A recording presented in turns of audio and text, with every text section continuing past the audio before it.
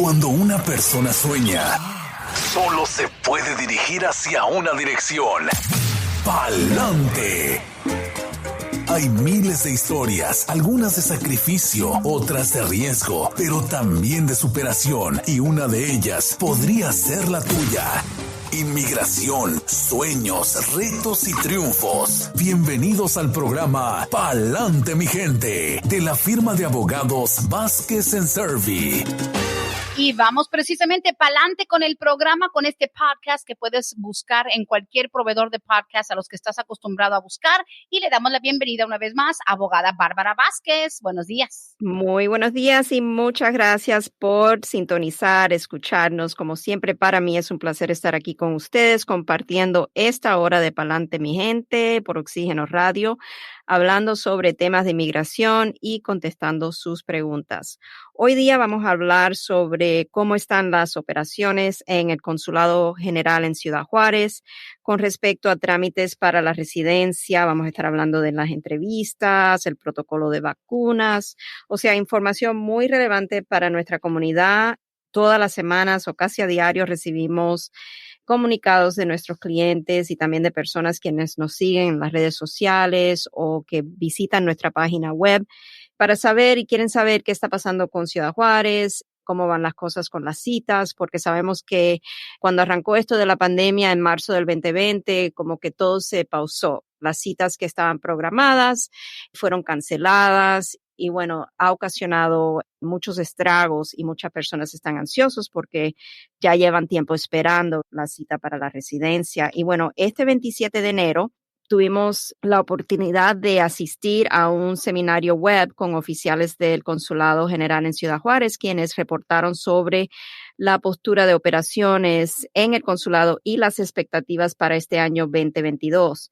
Y el reporte de Ciudad Juárez con respecto a las operaciones de las citas para las visas de inmigrantes, lo que es el proceso consular para la residencia, al parecer es positivo, dado a que reportan que ahora el consulado está operando con una capacidad completa y no reducida como vimos durante el 2020 y gran parte del 2021. En cumplir con los protocolos implementados para tratar evitar la propagación del COVID, tienen que tomar en cuenta que las citas que están otorgando tienen lugar sobre 2 días. Anteriormente, la persona recibía la cita para una fecha y en ese mismo día hacían todo, pero ahora están tratando de limitar lo que es el tiempo que la persona tiene que estar dentro del edificio y no tener a tantas personas a la misma vez. Por esa razón están haciendo estas citas sobre 2 días. El primer día es para la entrega de evidencias o los documentos y entonces el segundo día es para la entrevista formal. Ellos reportan que el sistema ha resultado ser eficaz y que ha ayudado mucho a mantener la seguridad no tan solo de los empleados, pero también de las personas que están ahí visitando conforme a su cita. Desafortunadamente, también nos reportaron que no tienen información sobre el promedio de tiempo que los solicitantes para la residencia deben esperar para ser programados esa entrevista después de que ellos reciben la notificación del Centro Nacional de Visas, donde le indica el NVC que el caso está documentalmente calificado. Es cosa de rutina que cuando la persona, ya sea ellos mismos o por medio de su abogado, si tienen un representante legal, entra en el sistema del Centro Nacional de Visas y introducen digitalmente todos los documentos que solicitan para este proceso consular. A un tiempo después de que todo haya sido recibido electrónicamente por el NVC, se recibe una notificación indicando en la mayoría de los casos, ¿verdad?, que el gobierno ha recibido todos los documentos o las evidencias que necesita y entonces mandan una notificación indicando que el caso ya está documentalmente calificado, pero esto no quiere decir que le va a salir la entrevista ya rápidamente. O sea, desafortunadamente, como acabo de explicar, fue una de las preguntas que se hicieron durante este seminario web el día 27 de enero y Ciudad Juárez reportó no tener el promedio de tiempo para poder decir, ok, en 30 días, en 50, 60 días le va a salir la entrevista. No hay un promedio de tiempo porque todavía están trabajando arduamente, ¿verdad? En los casos también que fueron cancelados, las citas por lo del COVID, están tratando de hacer lo mejor que pueden para ponerse al día lo más posible. También nos hablaron de qué puede esperar la persona cuando llega para su entrevista al Consulado General en Ciudad Juárez. Y entre las cosas que nos dijeron es que deben saber que van a tener que usar su tapaboca o la mascarilla, como le llamen. También van a tener que observar el protocolo de distanciamiento social, tener el examen médico completado, y para quienes llegan al consulado desde Estados Unidos, o sea, los que viajan de aquí para su entrevista, deben de estar completamente vacunados contra el COVID, dado a que hay demoras en México para poder recibir las vacunas. A veces no las hay tan rápidamente o no las va a tener la persona toda la serie de vacunación lista para el momento de su entrevista. Si va desde aquí sin ser vacunado, puede tener problemas. El protocolo de vacunas nos dijeron que es 2 inyecciones de Pfizer o Moderna, una inyección de la vacuna Johnson & Johnson. Por el momento, la inyección de refuerzo, lo que aquí llamamos el booster shot, no es algo requerido. No están requiriendo el booster. Lo que sí nos dejaron claro es que personas quienes no cumplan con el requisito de vacunación serán rechazadas, y los que cuentan con la aprobación del perdón provisional por presencia indocumentada enfrentarán la revocación de ese perdón. Tienen que tomar esto muy en serio. De este tema hemos hablado anteriormente cuando implementaron el requisito de vacunación.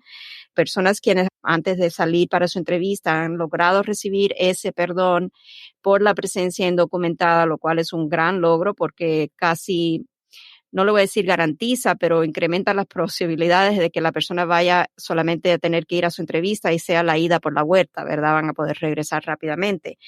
Lo que no quieren enfrentarse es ir a su entrevista a Ciudad Juárez sin estar vacunados, porque entonces en esa entrevista le van a decir, usted no tiene la serie de vacunas que el gobierno requiere, ahora su perdón va a ser revocado y va a tener usted que aplicar nuevamente. Y ese aplicar nuevamente quiere decir que la persona va a tener que permanecer en México durante todo el proceso de nuevo perdón que se tenga que archivar, que puede ser un proceso bastante largo, 1.5 años, tal vez 2 años. No queremos poner a nuestros clientes en esa situación.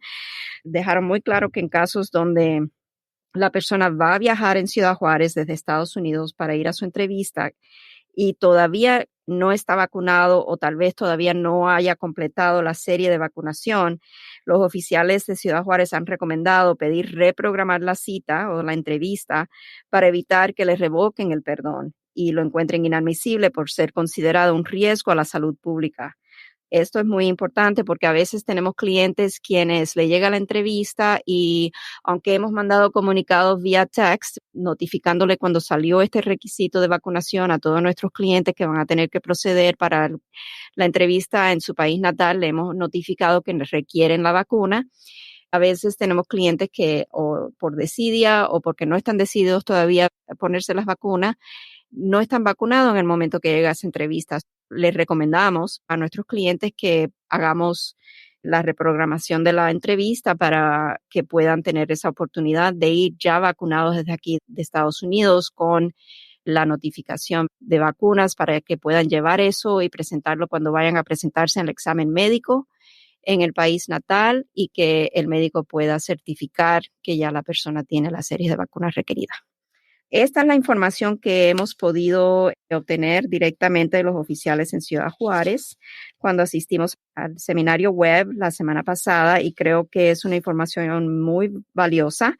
Recién esta semana recibí un recado de una persona que nos mandó un mensaje por nuestra página web queriendo saber cuánto tiempo de espera tiene el NVC, el Centro Nacional de Visas, para que los llamen para la entrevista. Y en realidad no hay un promedio de tiempo y eso es lo que más claro quiero dejar con este programa hoy día, ¿verdad? Y esta información hoy día. No tenemos cómo decirle a nuestros clientes, o ya le va a salir porque ya está documentado su caso totalmente en el Centro Nacional de Visa, en 2 semanas le va a salir la cita. Estaríamos mintiéndole. No tenemos esa información, ni el consulado mismo puede darnos esa información porque ellos no la tienen. Simplemente están haciendo lo mejor que puedan y programando citas a medida que vayan recibiendo los casos. Es lo mejor que le puedo decir. Wow, sí. No, y es una cuestión también de adivinar, sería como especular y un poquito riesgoso.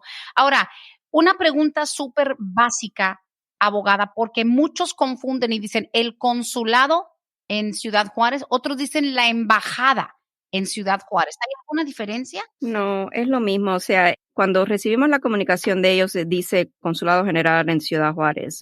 Yo también uso el término, lo intercambio Sí, así, ¿verdad? Embajada Americana, Consulado General en Ciudad Juárez. Es lo mismo, la cita le va a ser programada en Ciudad Juárez y eso es lo más básico que le puedo ofrecer. Sí, claro. Ya. Ok, interesantísimo. Bueno, estamos al aire, pa'lante mi gente, y pues sin duda la gente tendrá la pregunta de, por ejemplo, lo mío se me canceló. ¿Es necesariamente en orden de la cancelación de previas citas que van a estar agendando de nuevo o pues, se podría decir que es impredecible, que pueda brincarse? Digo, nadie va a saber a quién agendaron y si es antes o después de su caso, pero se podría decir que van a tratar de respetar por orden de cancelación anterior. Yo creo que están haciendo lo mejor que puedan. Una respuesta que no le puedo decir definidamente, ¿verdad? Que sí lo están haciendo por orden de cancelación. Lo que sí sabemos es que los oficiales en Ciudad Juárez están reprogramando todas esas citas y lo están haciendo manualmente. O sea, es algo que ellos están rescheduling, o sea, todas las citas están siendo reprogramadas y si acaso tuvo una cita que fue cancelada y ha pasado ya mucho tiempo y no ha recibido todavía la entrevista, lo más que podemos hacer nosotros los abogados es mandar un comunicado a Ciudad Juárez y decir, este caso lleva tanto tiempo, queremos que lo reprogramen para una cita. Es lo más que podemos hacer, pero darle un tiempo definido, imposible, porque ni los mismos oficiales nos pueden decir. Claro, claro.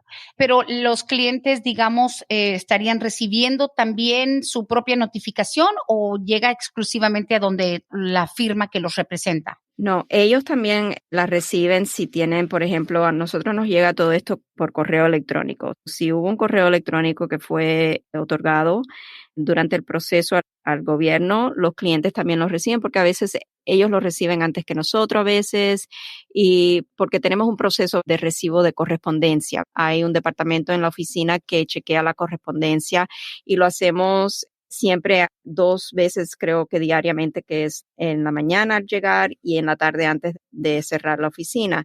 A veces si algo ha llegado después, vamos a decir que ya nosotros hemos cerrado, entonces el cliente a veces nos manda a notificar y recibimos una llamada, un mensaje de voz, algo que nos deje saber, oh, ya el cliente nos está dejando saber, ya recibí mi entrevista, qué sigue, qué tengo que hacer, pero casi siempre, o sea, vamos a estar en contacto con el cliente, ya sea nosotros recibirla o que el cliente la reciba, ese contacto no se pierde.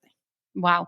Y obviamente esta etapa, abogada, aparte de que ha sido, digamos, de bastante angustia no saber reagendar, nosotros, de hecho, creo que un cliente en común con la firma de ustedes y uno con el que hemos manejado, también tuvo el imprevisto de que, bueno, tengo que cerrar un caso antes de tal fecha porque el día X me voy para Ciudad Juárez. Y 2 días antes ya tenían todo comprado, los vuelos y todo. 2 días antes les cambiaron la cita. 2 días antes. Y para eso, digamos, porque de por sí es mucha angustia, muchos nervios, eso puede pasar también. Fue un cliente mutuo, ¿verdad? Oh, sí, definitivamente puede cambiar porque, o sea, es el gobierno. Si algo ha pasado, vamos a decir, dentro del tiempo que la persona ha recibido la cita y algo pasa antes de que suceda la cita, o sea, el gobierno puede reprogramar la entrevista. Y sí, o sea, ocasiona problemas porque obviamente la persona ya se ha planificado el viaje, a lo mejor ha pedido tiempo en su trabajo para poder asistir a la cita. También la pérdida de dinero posiblemente si no hizo tal vez la compra del boleto para que pueda ser un boleto flexible, aunque las aerolíneas, dado a lo de la pandemia, han sido muy flexibles con las cancelaciones, le dan crédito a la persona para que lo pueda usar nuevamente ese dinero y reprogramar su viaje. O sea, sí hemos visto que hay mucha flexibilidad con eso, pero sí puede suceder y sí sucede, y especialmente en tiempos así que no sabemos de un día para otro qué va a suceder. Sí, es verdad. Sucede y no le voy a decir que es algo no visto porque sí. Wow. Ahora, independientemente de que si se logra hacer ya la visita, de que todo está cuadrado, tienes tu nueva fecha, llegas allá, como bien lo dijo, se han dividido en 2 diferentes días. Ahora, nada más para darle un repaso antes de entrar ya con las preguntas generales de otros temas. Cuando una persona, digamos, una pareja o alguien está en ese proceso, se sabe que es casi siempre tiene que ver con una petición familiar. Recuérdenos una vez más, unos 30 segundos o 60 segundos donde usted repasa lo básico, que no incluye absolutamente todo, no abarca todos los consejos, pero por lo general quieren saber, ¿puede ir mi esposa conmigo? ¿Tengo que ir solo? ¿Podemos llevar a los niños? ¿Qué debo llevar? O sea, lo básico o los errores más comunes, porque es un momento de mucha emoción. Ya cuando dices, ay, my God, voy a Ciudad Juárez, es porque prácticamente estás esperando tu llave para entrar a los Estados Unidos. ¿Cuáles son los mejores consejos y los errores más comunes? La entrada al edificio va a ser exclusivamente para la persona que tiene la cita. Vamos a decir, aunque sea un caso de matrimonio o petición familiar, no le van a dar paso a otra persona que no sea la persona de la cita. La persona que está pidiendo la residencia y que tiene que transcurrir por el proceso consular es la persona que va a ser dado paso al edificio para su entrevista. Poder llevar a su esposa, a los hijos, eso es cuestión ya personal, si es que a lo mejor quieren aprovechar la oportunidad, ya que la persona tiene que viajar a México, a lo mejor quieren darse unas vacaciones en familia, lo que sea, ¿me entiende? Pero de que van a no dejarlo entrar a los familiares, no lo van a dejar entrar. Especialmente ahora, durante el tiempo de COVID, más aún, tenemos que tener consciente de que están tratando de limitar hasta el tiempo que la persona debe de estar dentro del edificio y por esta razón han programado las citas dentro de 2 días. Las cosas que más frecuentemente pueden suceder en la entrevista es, por ejemplo, el hecho de que la persona no se ha familiarizado bien con los documentos que se le ha entregado. En nuestra oficina prepara para nuestros clientes lo que es un paquete completo que se repasa con el cliente durante una cita en nuestra oficina, donde la paralegal va a sentarse y le va a decir, aquí van todos los documentos de su paquete consular. Después de esa cita con la paralegal, el abogado va a tener otra cita con el cliente donde se va a preparar todas las preguntas y respuestas de seguridad. Lo que vemos con más frecuencia es que a lo mejor el cliente nos llama y nos dice, ¿sabes qué? Me pidieron este papel y no se los pude entregar porque no estaba en el paquete. Sí está en el paquete. Se lo garantizo que ese documento está en el paquete. Si usted nos entregó ese documento, está en el paquete. Y ahí va a ir toda la documentación. Mantenerse bien informado de los documentos que están dentro de su paquete es uno de los consejos mejores que le podemos dar. También la embajada, cuando tuvimos este seminario web con ellos, nos pidieron que educáramos a nuestros clientes también un poquito más sobre lo que es un W-2, dónde están los impuestos, qué significa una 1099. O sea, para que los clientes, cuando ellos le pidan esa información, si le piden la W-2, que sepan, ellos me están pidiendo el documento que me da mi empleador todos los años a fin de año para que pueda ver cuánto ingresé del patrocinador, por ejemplo. Toda esta información nosotros la repasamos con nuestros clientes. Muy importante, si el abogado le dice, por ejemplo, manténgase solamente a responder las preguntas que le están haciendo. Cuando yo hago mi preparación con mi cliente, yo siempre le digo a mi cliente, solamente responda a la pregunta que se le están haciendo. Si la pregunta le pide un sí o un no, usted mantenga sí o no. Si es una pregunta en donde el oficial quiere que usted le provee más información, usted puede proveer más información, pero mídase de no hablar tanto, ¿verdad? Porque a veces los nervios nos controlan y queremos decir demasiado o decimos demasiado y entre lo que decimos ahí podemos causar problemas para nuestros casos. Esa yo creo que es la información mejor, Brenda, y lo que vemos mayormente es eso. La persona a veces no está bien informada o no ha tomado el tiempo de sentarse a mirar bien el paquete. Sí, y yo creo que una de las cosas que más puede provocar dolor de cabeza o que se rompa el corazón es estar ahí y que falte algo. Por X o Y que falte algo. Si eso sucede, ¿qué te dicen? You know what? Se te olvidó tal cosa o no viniste preparado con tal cosa. Bye, next. O te dicen, ¿sabes qué? Puedes hacer alguna llamada, puedes contactar a tus abogados. O sea, ¿te dan chance o te dan una patada? No es tan grave la situación. Si algo falta dentro de la documentación, le van a dar una hoja donde dice lo que faltan y le van a decir, ok, para esta fecha necesitamos que nos entregue esta hoja o cuando la tenga, por favor, envíenos la hoja. Y usualmente cuando eso sucede, el cliente, si es cliente nuestro, nos va a llamar. Es más, cuando nosotros preparamos a nuestros clientes, siempre le decimos, cuando usted salga de la entrevista, llámenos. Llame a la oficina y déjenos saber cómo le fue.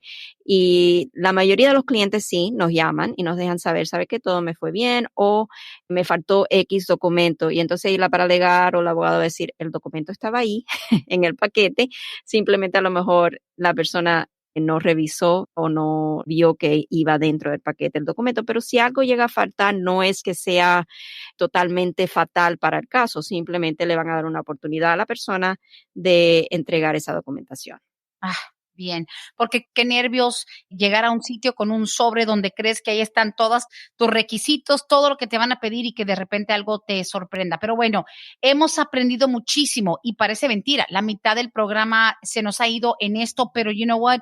Prefiero eso, abogada, que la gente se quede con la duda, porque esa etapa es increíble. Ahora, bueno, una pregunta aquí dice, este proceso en Ciudad Juárez es solamente para mexicanos, ¿verdad? Digo, suena obvio.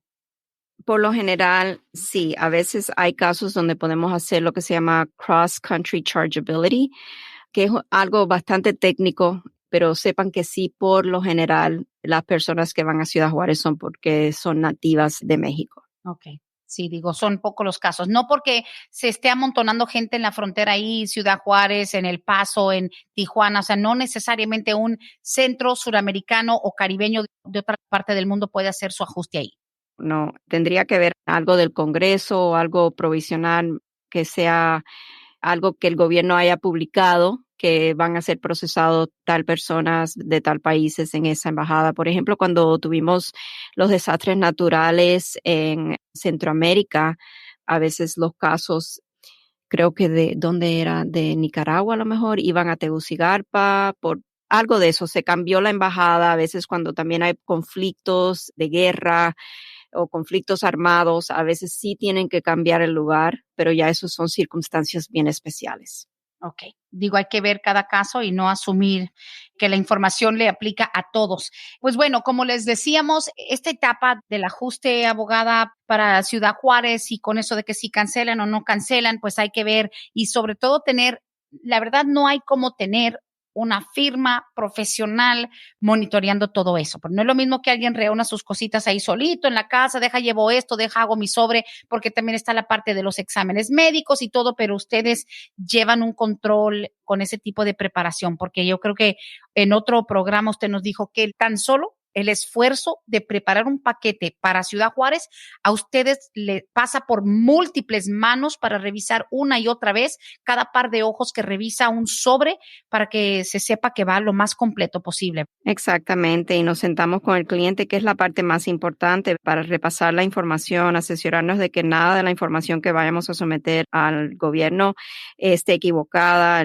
O sea, lo chequeamos renglón por renglón y el cliente tiene que firmar lo que es el DS-260. El DS-260 es el formulario que electrónicamente se somete al Centro Nacional de Visa.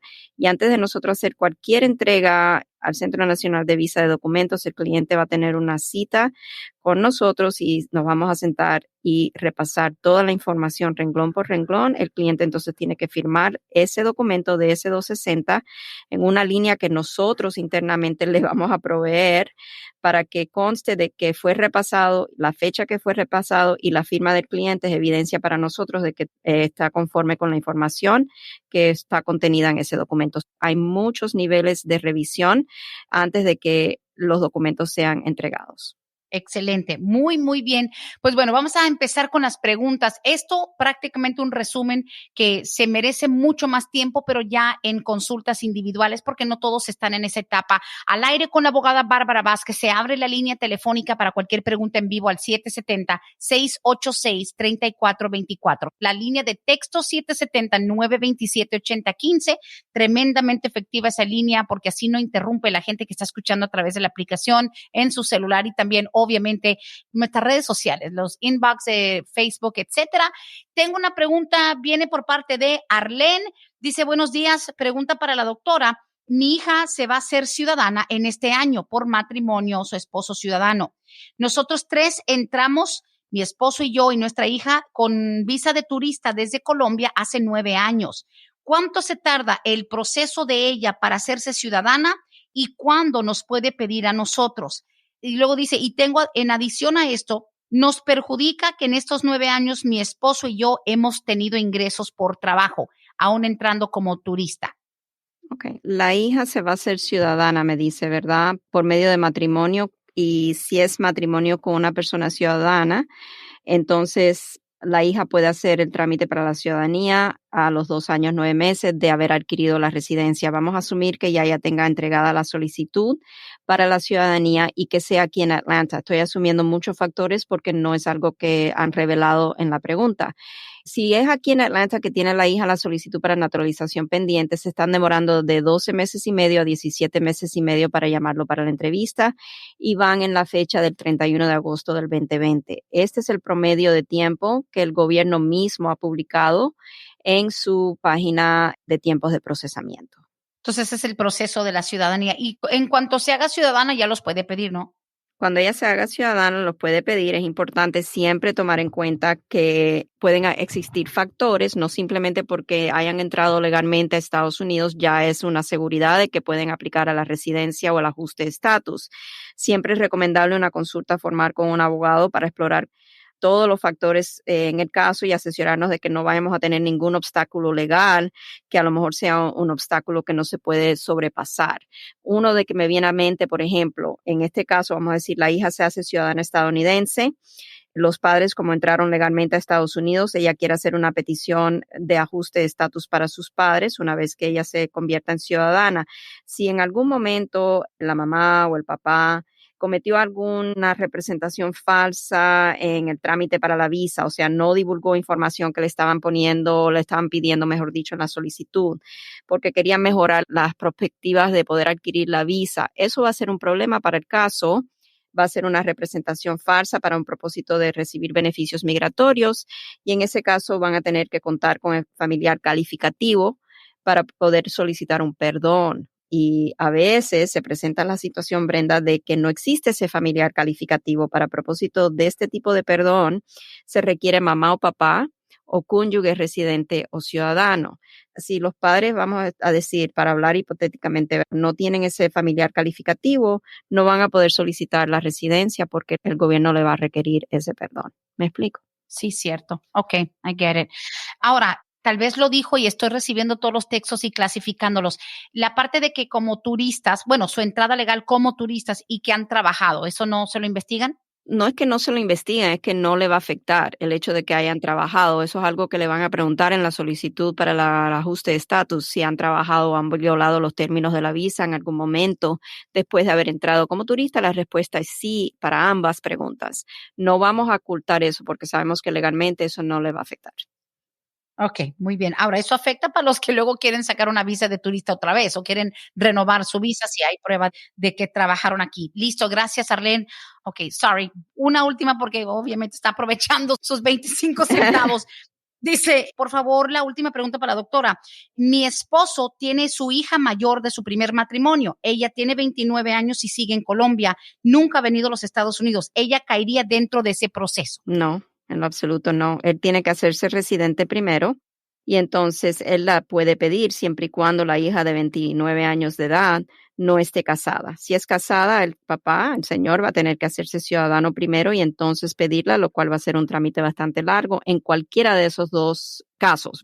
Siendo él residente, vamos a decir, él la pide como residente, ella va a estar puesta en lista de espera bastante largo porque ella es ya una persona adulta, mayor de 21 años de edad y estaría en la categoría familiar 2B, más o menos puede esperar un promedio de 8 años para poder inmigrar como residente permanente, siempre y cuando esté soltera. Es muy importante, yo creo que la señora Arlene consulte con un abogado, si gusta llamarnos, nos puede llamar a hacer una cita para tener las consultas apropiadas en los casos. La razón por la cual la hija de 29 años no va a poder entrar en el proceso que la hija ahora que se está convirtiendo en ciudadana va a ser para el papá es porque el padre es considerado un familiar inmediato y cuando hay familiares inmediatos, la ley no permite derivación del beneficio. Tiene que hacerse un paquete por separado y en este caso la hermana la puede pedir como ciudadana estadounidense, pero es aún más tardado todavía, mucho más tardado. Sí, porque son medias hermanas, entonces de pronto el camino más efectivo, digamos, eficiente es que el papá la pida directamente a su hija allá en Colombia. Correcto. Bien. Y lo que a mí me encanta es que tenemos gente escuchando de varios estados de la Unión Americana y que a pesar de que donde quiera que vas hay abogados de migración, pero aquellos que luego se sienten con esa confianza de estarle escuchando semana tras semana, pueden hacer ustedes cualquier representación de migración para gente de Florida, Texas, Nueva York, ¿verdad, abogada? No hay limitación, California, etcétera. En lo absoluto, correcto. No hay limitación. Ahí lo vería, es ley federal. Así que bueno, esta pregunta precisamente nos llega de Carolina del Norte. Dice, buenos días, Brenda. Mi hermano es ciudadano, se hizo apenas hace 3 años, pero él vive en California. Si mi hermano me pide a mí, ¿el proceso se hace allá en California o aquí en Norte Carolina, donde yo vivo? Yo llevo 17 años de haber entrado ilegal de México. Soy mamá soltera, tengo una niña nacida aquí de 10 años. Good question. El hermano ciudadano está en California y ella en Carolina del Norte. ¿Cómo le hacen? Eso está controlado por filing locations. Siempre tenemos que mirar en el websitio de USCIS, ellos dan direct filing addresses y dependiendo del estado, va a haber la localidad donde se va a tener que entregar la solicitud. Y todos los estados no tienen una localidad. Esto casi siempre se tiene que enviar a un centro, un lockbox, ya sea en Phoenix o sea en Dallas. Por ejemplo, él vive en California. Si yo miro el filing locations para una persona que vive en California, estoy mirando que va a ser el Phoenix Lockbox, donde se va a entregar la solicitud. No es que vamos a poder entregar la solicitud en el lugar donde está viviendo la persona, ya sea el patrocinador o el beneficiario, es donde manda el gobierno a enviarlo, porque son centros que procesan este tipo de solicitud. Algo que tomar en cuenta. Y no va a ser algo rápido. Sabemos que cuando es un hermano ciudadano pidiendo a sus hermanos, son muchas décadas de espera. Eso sí, ahora, can they choose? ¿Pueden elegir o se rigen en donde vive el peticionario o el beneficiario? No, el websitio dice, if you are only filing I-130 and you live, esto es donde vive el petitioner, el patrocinador de la solicitud. El hermano, o sea, en California. Wow. Bueno, así que no es de que puedan elegir, tiene que originar donde vive su hermano, Karen, ok. Ahora, esto sí es especulación, pero lo tengo que preguntar. ¿Hay ciertas regiones donde se maneja más rápido un caso? California, el Midwest, el centro, Texas, Nueva York, Florida, no hay forma de medir eso. De la única manera sería entrando al websitio de USCIS y mirando los tiempos de procesamiento en los diferentes lockboxes. Phoenix es uno, Dallas es otro y ver si hay algo que es más rápido. Pero en este caso no va a importar porque de todas maneras, vamos a decir que él introduce la solicitud hoy y en una semana sea aprobada. Eso no quiere decir nada más que va a estar puesta en lista de espera la persona porque es una categoría preferencial donde hay mucha tardanza. No sabemos de dónde es la persona, pero si asumimos que es de México, vamos a decir, van en la fecha del 22 de abril del 99. Oh, my. Imagínense los años de espera, son décadas de espera que tiene esta persona. No importa que lo decidan la solicitud en una semana como si la deciden en 3 años. Lo que importa es la entrega de la solicitud, es lo que nos da la idea de cuándo va a ser la fecha de prioridad asignada. Si yo entrego la solicitud hoy día, 1 de febrero del 2022, y Inmigración la recibe hoy día, esa va a ser la fecha de prioridad que va a ser asignada a mi solicitud. Si el gobierno la aprueba de aquí a 3 años, de todas maneras yo voy a tener la fecha del 1 de febrero del 2022 como mi fecha de prioridad, que me va a dar una mejor idea de cuánto tiempo de espera tengo conforme al boletín de visa. Claro. Ok, tiene sentido y es que obviamente hay que tratar de ver debajo de todas las piedras, pero como siempre, o sea, ni siquiera un espacio de 1 hora y tanta pregunta que nos llega, no se logra entrar tan a fondo en cada pregunta, cada situación es diferente, por favor, y ahí les va el número. Es más, de todos los números que damos en este espacio, este es el más importante, 678-303-0018. Así que bueno, ahorita citas siguen siendo virtuales, ¿verdad? Sí, seguimos haciendo las citas virtuales, telefónicamente, o sea, la persona puede elegir si quiere vernos en cámara o si quiere por teléfono. Y yo creo que es muy importante, Brenda, tomarnos un minuto para hacer énfasis en la importancia de esa consulta. no importa si es con nosotros o con otra oficina de abogados que son de buena reputación, pero la consulta es una parte del caso, del proceso tan valiosa, porque si ustedes consultan con una persona que sea alguien que sepa, ¿verdad? Que tenga esa experiencia, que sea buen abogado, van a poder explorar todos los factores del caso. Porque lo peor que puede suceder en una situación es que la persona se sorprenda, que haya una sorpresa inesperada en el caso. Y a veces esas sorpresas no las podemos controlar porque a veces es el mismo cliente, desafortunadamente, que no nos ha dado alguna información que es muy importante saber, ¿verdad? Para nosotros poder evaluar bien el caso desde un comienzo. Pero a veces las personas hacen por ejemplo, yo tuve una cita virtual hace creo que como 3 semanas, una pareja bien joven, hicieron su propio trámite y, o sea, gastaron mucho dinero en el proceso y después de la petición familiar, el perdón fue totalmente rechazado. Oh, Es tiempo perdido porque tanta demora en esperar la respuesta del gobierno para el perdón y después que se los rechacen y ahora tener que volver a hacer un trámite y ahora sí, ¿me entiende? Acudieron a los abogados de inmigración, pero después de, sí. right, muy importante, por lo menos, si no quieren gastar y quieren hacer ustedes el proceso, lo cual nunca lo recomendamos porque como ustedes tal vez puedan darse cuenta con todo lo que conversamos en este programa de Palante, mi gente, estos trámites son bastante complejos. La ley de inmigración es muy compleja. Hay muchos, ¿cómo se dice? Twists and turns. Y muchas vueltas inesperadas. Sí, que pueden dar estos casos, pero esa consulta es muy valiosa para que por lo menos la persona tenga un basis, ¿verdad? Una base de dónde empezar a pensar sobre el caso y los trámites a seguir. Ay, ay, ay. Y sobre todo eso, abogada, que cuando vayan, y qué bueno que estamos mencionando esto, cuando vayan, que vayan preparados con todas las preguntas, que no sea como que, well, queríamos saber, bueno, será como que, porque mucha gente lamentablemente hablamos a veces con profesionales como hablamos con el compadre, con el primo, con la hermana, de manera tan informal como que, oye, ¿tú crees que debería? O sea, está mucha como especulación como en el aire, cuando realmente, y no nada más porque están pagando una consulta abogada, sino porque no le sacan el máximo jugo y que vayan con una libreta con 4 o 5 preguntitas anotadas que tienen que ver con su situación personal, ¿no? No es de que estén, quiero conversar con los abogados, a ver, ¿qué opina de tal cosa? Porque muchas veces en una hora el tiempo se va volando y, ay, cuando se va, no le pregunté tal cosa. Es mejor ir preparado. Claro, venir preparado y también saber que si usted ha programado una cita para usted, porque quiere saber si a lo mejor el hijo la puede pedir o el esposo la puede pedir y cuál sería el proceso. Por lo menos en nuestra oficina casi siempre vamos a enfocarnos en la persona que está haciendo la consulta para esa persona. No nos gusta, le voy a ser sincera, desviarnos cuando nos empiezan a hacer preguntas de que si mi esposo podría aplicar también. Mi respuesta por lo general es, yo voy a necesitar una consulta formal con su esposo, porque nosotros tomamos notas muy detalladas electrónicamente en el sistema de todo lo que conversamos durante una consulta con un cliente prospectivo. Anotamos todos los factores, en el caso hacemos una estrategia, una nota de estrategia en el caso si existen obstáculos. Vamos a poner, existe este obstáculo, pero existe la posibilidad de un perdón por tal y tal razón, y esta es la parte, ¿me entiende? La persona quien va a ser la persona familiar calificativo. O sea, todo ese análisis va dentro de lo que es la consulta y las notas que tomamos durante la consulta.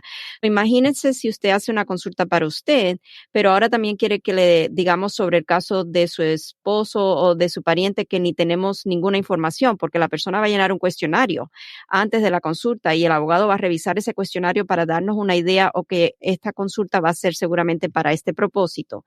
Yo no puedo darle una consulta a una persona legalmente y no ponerme yo a riesgo de darle un consejo equivocado si no tengo ni el beneficio de tener a la persona en el teléfono o como mínimo tener el cuestionario con la información de esa persona. Ah, tiene sentido. Y sabe que qué bueno que lo aclara. Yo creo que nunca habíamos tocado ese tema donde con la consulta ya, como eso es algo directo, personal y mucho más íntimo, el enfocarse, porque sí es cierto, no me imagino que la gente diga, bueno, vengo yo porque quiero saber, mi hijo me va a pedir y tengo esto. Oiga, y por cierto, mi hermana también es ciudadana, pero, wait a minute, vamos a enfocarnos y creo que ahí es donde se Ujú. aprovecha al máximo la cita, ¿no? Right. Y no es que yo o los abogados del bufete no queramos darle esa consulta, pero simplemente tenemos que limitarnos en lo que podemos hacer por el hecho de que liability, responsabilidad legal, ¿verdad? En darle un consejo sobre algo que a lo mejor es equivocado porque no tenemos toda la información correcta o dentro del espacio no tenemos el tiempo para poder evaluar ese caso apropiadamente. Y a veces lo mejor que pueden hacer las parejas, y lo vemos que lo hacen, es programar, si es una pareja y quieren saber si el hijo que ahora cumple los 21 años de edad puede pedirlo. Vamos a decir, eso es casi una consulta que siempre tenemos. Entonces, que hagan cita al mismo tiempo, le damos un descuento a la segunda persona, si son pareja. Creo que la persona principal paga la consulta total y entonces la segunda persona paga un costo con descuento para la consulta, pero ambos llenan su propio cuestionario, apartamos el tiempo requerido que vamos a tomarnos para ambas consultas y así podemos saber, porque casi siempre, Brenda, ocurren situaciones donde a lo mejor la esposa entró legalmente, vamos a decir, pero el esposo no, el esposo a lo mejor entró de manera indocumentada y eso cambia totalmente el análisis que yo puedo hacerle a la esposa que entró legalmente y tiene un hijo que va a cumplir los 21 años de edad y a lo mejor puede hacer su trámite para la residencia aquí, pero el trámite para el esposo va a tener otro rumbo totalmente diferente. Es muy importante. Claro, muy, muy bueno saber todo eso. Siguiente pregunta antes que se nos vayan los minutos. Dice, buenos días, pregunta para la abogada.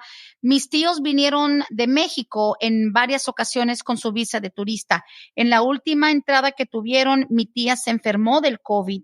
Tenían planes de estar nada más 2 meses. Lamentablemente mi tía murió hace como 3 semanas. Mi tío está aquí solo tratando de realizar los trámites para su funeral. Pregunta, ¿a mi tío le pueden extender la visa? ¿Qué pueden hacer o califica para algo? Él tiene 64 años de edad. Qué triste. Sí, muy triste. Tendríamos que ver porque hay tal vez en el websitio de inmigración y es algo que tendría que de verdad estudiar, Brenda, porque sé que durante todo esto de la pandemia hay flexibilidad, pero qué tan extensa es la flexibilidad en los casos donde la persona ya se ha quedado más tiempo de lo que le otorgaron. Si se puede hacer un trámite, va a estar dentro de las políticas que fueron anunciadas de flexibilidad del gobierno y es algo que en realidad necesitaría estudiar porque de verdad, sinceramente, no es algo que vemos nosotros, por lo menos nosotros, con mucha frecuencia. Claro. Aparte de eso, que la pregunta no queda muy claro si quiere extensión para quedarse un tiempo más y después salir y va a querer volver, o de que si puede, o sea, calificar por algún tipo de protección, ya implica como que se va a querer quedar, tal vez basándose en esta pérdida, pero tampoco nada de eso está definido, ¿no? Seguramente el quedarse simplemente, y desafortunadamente, ¿verdad? Todo lo que sucedió es muy lamentable, pero por el hecho de que haya fallecido la esposa, el gobierno no le va a dar un beneficio migratorio para quedarse aquí indefinidamente. Lo más que podríamos a lo mejor pensar que el gobierno tomaría conciencia en que él no quiso o fue algo fuera del control de él, ¿verdad? Violar lo que es los términos de la visa, en quedarse más tiempo de esos 6 meses que seguramente le otorgaron y que fue a raíz de lo que le sucedió en la enfermedad de la esposa, que no la pudo dejar en esa situación crítica. Tal vez podamos decir que a lo mejor por esa parte el gobierno a lo mejor considere que esas circunstancias extenuantes no deben de causarle a él la revocación automática de la visa, porque eso sucede cuando la persona viola los términos de la visa por operación de ley se revoca. A lo mejor hay algo por ahí, pero de ahí en fuera no veo, no. Bueno, siguiente pregunta. Dice, ¿en qué fecha de prioridad van para los hijastros de ciudadanos y que son mayores de 21 años? Dice, porque mi fecha de prioridad es el 2001. Disculpa la molestia. ¿De qué país? México. México, ok. Ujú. Hijastro de ciudadano, casado, soltero, tiene algo que ver. Ok. So we need to see. Si es la F1, que es vamos a decir, un hijo de mayor de 21 años de edad, soltero, de padres ciudadanos, van en la fecha del 8 de septiembre del 99. Si es casado, el hijo van en la fecha del 15 de septiembre del 97. 2 años de diferencia. Ok. Digo, 2 años en lo que es la tabla, pero ya en la realidad podría ser muy diferente, ¿no? Correcto. Listo. Tengo una pregunta bastante larga, un poquito complicada. Esto, poniéndole la etiqueta abogada, this is all about Venezuela. Dice, buenos días, 2 preguntas. Dice, una amiga se hizo ciudadana, y estamos hablando de que es una amiga venezolana. Una amiga se hizo ciudadana hace como 8 meses. Ella quiere solicitar a sus padres. Y sus padres entraron de forma ilegal por la frontera con México, ya están aquí en Estados Unidos. ¿Ella puede realizar la petición de sus padres estando ellos acá o deben de salir del país? That's the first question. Y si quiere, se encarga de esa y ahorita le hago la segunda. Ok, vamos a encargarnos de esa primera. Right. Como siempre hemos dicho, ¿verdad? Un hijo ciudadano mayor de 21 años de edad puede hacer una petición familiar por sus padres. Ujú. Eso, lo único que el gobierno le va a exigir es que comprueben la relación. Ese no es el problema. Siempre tenemos que ver cuál es la meta. La meta aquí es que los padres puedan lograr la residencia. Y en este caso, el problema mayor que tenemos es la entrada indocumentada a Estados Unidos. Dice que los padres están aquí, no sabemos cuánto tiempo llevan aquí con presencia indocumentada. Eso es un factor muy importante de saber, porque si llevan menos de 180 días, y vamos a decir salen antes de cumplir esos 6 meses con presencia indocumentada, entonces no van a desatar lo que es un castigo de 3 años por la presencia indocumentada. Pero si ya llevan más de 6 meses, menos de un año, entonces si salen del país antes de cumplir un año de presencia indocumentada, van a tener un castigo de 3 años de inadmisibilidad. Si ya llevan más de un año de presencia indocumentada en el país desde que entraron, entonces si salen de Estados Unidos van a desatar un castigo de 10 años. Y en estos casos, cuando la persona entra de manera indocumentada, el gobierno no permite un ajuste de estatus. Aunque la hija sea ciudadana estadounidense, el hecho de que los padres entraron de manera indocumentada, ella no puede ahora hacer un trámite para ellos, para ajustar el estatus dentro de Estados Unidos, por el hecho de que ellos entraron a Estados Unidos de manera indocumentada. Si ellos salen para lo que es un proceso consular, van a desatar lo que es un castigo. Cuánto tiempo de castigo va a depender de cuánto tiempo de presencia indocumentada tienen. Okay. Y para poder solicitar un perdón de esos castigos de 3 o 10 años, tienen que contar ellos, los papás, con mamá o papá o cónyuge residente o ciudadano. Bueno. A través de la hija, quien es ciudadana, no van a poder aplicar el perdón por presencia indocumentada. Ya. ¿Cuál es la segunda pregunta? No es su...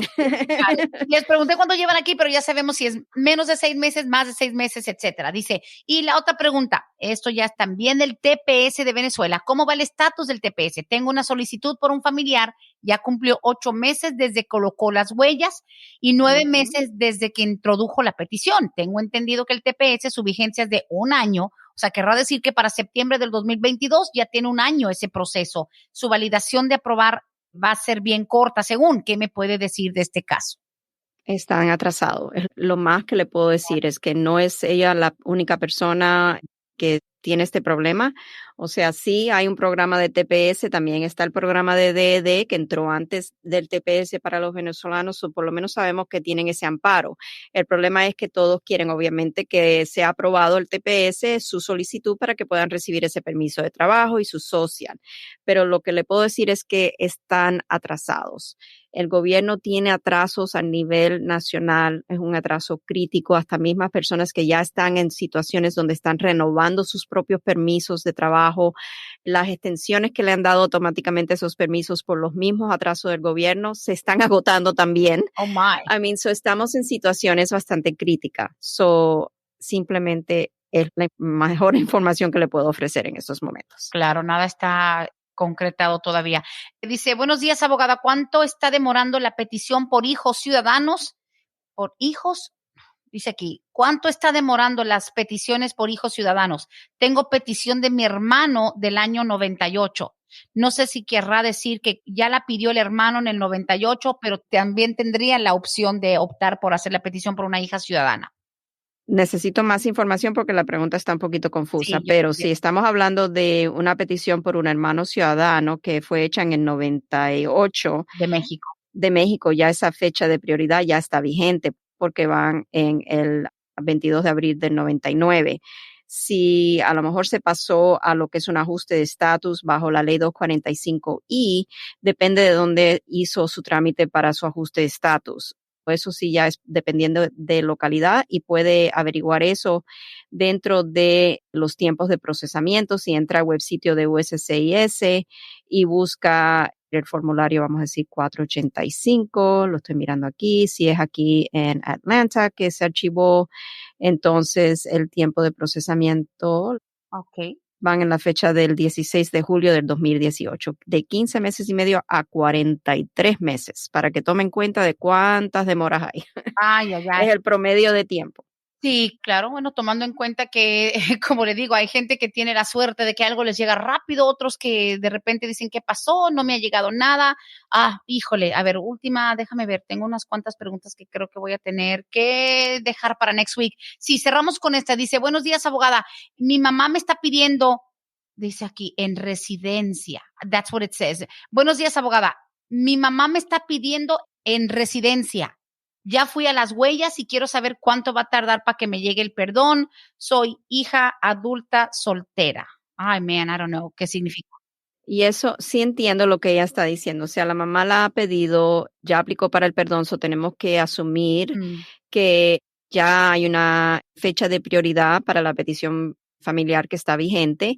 Ella hizo su trámite del perdón a través de la mamá, porque la mamá es el familiar calificativo, dado que la mamá tiene que haber sido o ser residente o ciudadana para poder pedir a la hija.